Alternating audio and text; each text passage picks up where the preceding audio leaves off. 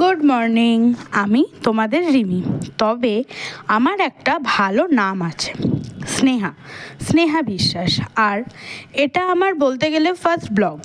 তবে first blog যেভাবে শুরু হওয়া উচিত তেমনভাবে একদমই হলো না, কারণ বাজার আসতে অনেকটাই লেট হয়েছিল।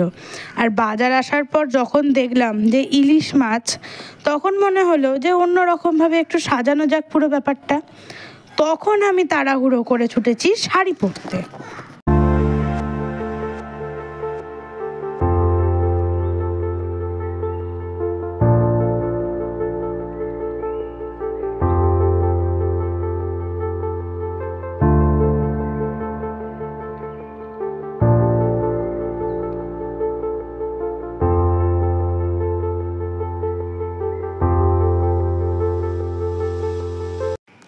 রান্না আজ হবে 3 ধরনের: ইলিশ ভাজা, ইলিশের মাথা দিয়ে কচুর লতি, আর আলু বেগুন দিয়ে ইলিশের ঝোল, একদম পাতলা ঝোল। দেখো, সর্ষে বাটা দিয়ে ইলিশ বা দই দিয়ে ইলিশ এগুলো তো আছেই, তবে আলু বেগুন দিয়ে এই পাতলা ঝোলটা জাস্ট হিট ডিফারেন্স। তো রান্নাবান্নার গল্প তো হলো, রান্নাগুলোর রেসিপি প্রত্যেকটা ডিটেল পেয়ে যাবে। মাছের মাথা দিয়ে কচুরলতির রেসিপি অলরেডি দেওয়া আছে, আর সেটা যদি না দেখে থাকো প্লিজ একটু চেক আউট করে নিও।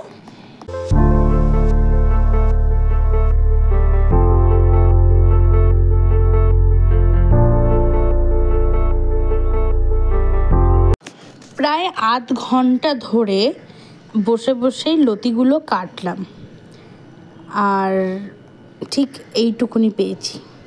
আর হাতের অবস্থা দেখেছো? কচু কেঁচু কাটতে গেলে হাতের এমনই অবস্থা হয়।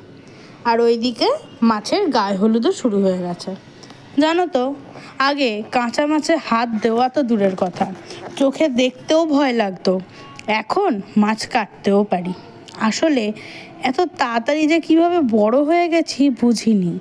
আমি যখন সকালে শাড়িটা পরছিলাম তখনও জানতাম না যে রাতে ঘুমোতে যাওয়ার আগে পর্যন্ত আমি এইভাবে শাড়িটা পরে থাকতে পারবো।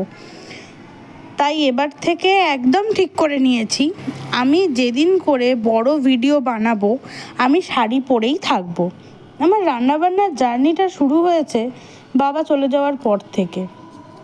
মা দোকানে ব্যস্ত হয়ে গেল, দিদা ছিল, দাদু ছিল আমার কাছে, কিন্তু তাও ওই মাত্র 14 বছর বয়সের সেই একাকিত্বটা আজও কাটাতে পারলাম না।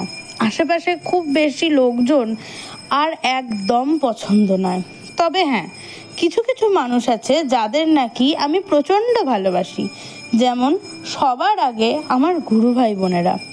এদের থেকে বেশি আপন আমার আর কেউ নেই।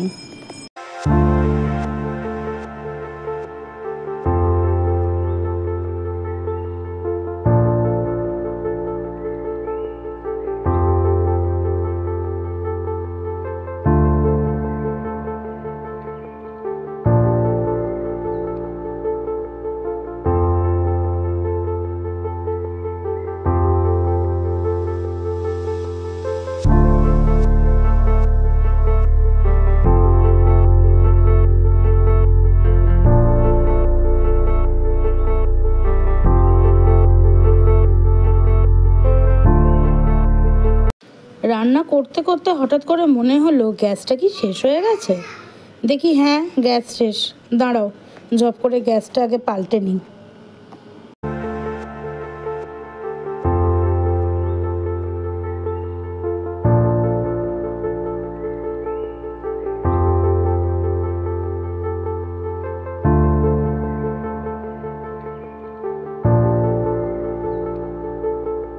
ব্যাস হয়ে গেছে গ্যাস পাল্টানো, আবার রান্নাবান্না শুরু।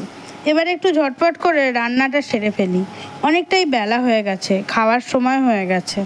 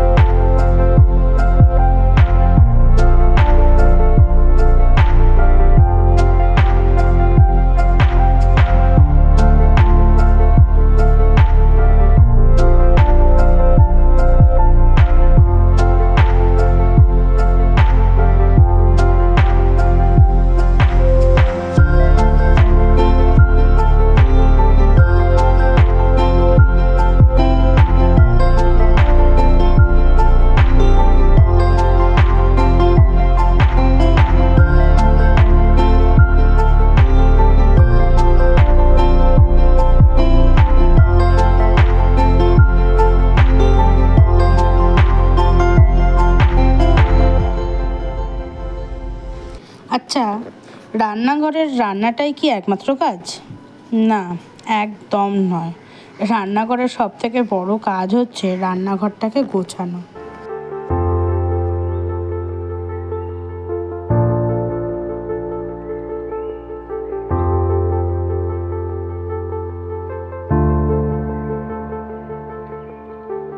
ব্যাস মোটামুটি শেষ। রান্নায় জল দিয়ে দিলাম, এবার এটা ফুটতে থাকুক আর আমি ততক্ষণে অন্যান্য কাজগুলো সেরে ফেলি।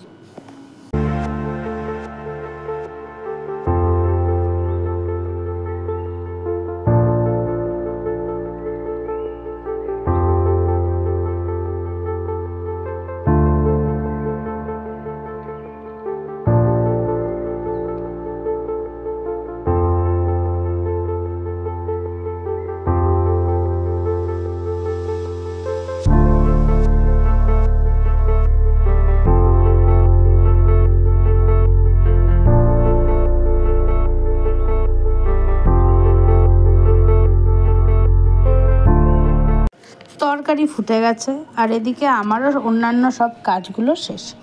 এবার মাছগুলো দিয়ে ফুটিয়ে নিলেই আমার রান্না আজকের মতন শেষ হয়ে গেল।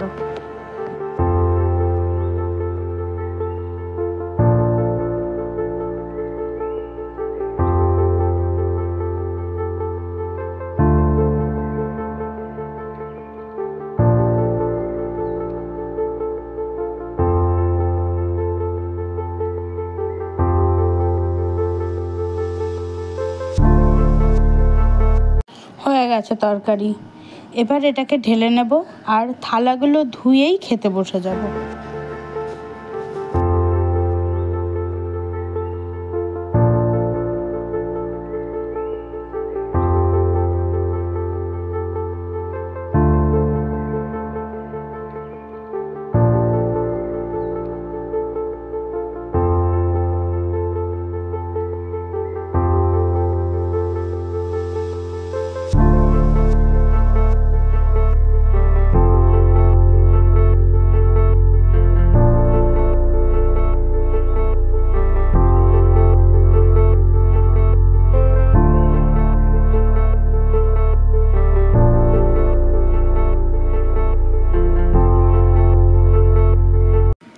খাওয়া দাওয়া কমপ্লিট। বাকি কয়েকটা কাজ ছিল, সেগুলো সেরে গিয়েছিলাম একটু ছাদে। আসলে প্রকৃতির এই ভয়ঙ্কর সৌন্দর্য বারে বারে আমাকে মুগ্ধ করে, আর সেই টানেই তাদের মাঝে ছুটে যাই। তো আজকের মতো আমার এই ভিডিওটা এখানেই শেষ হোক।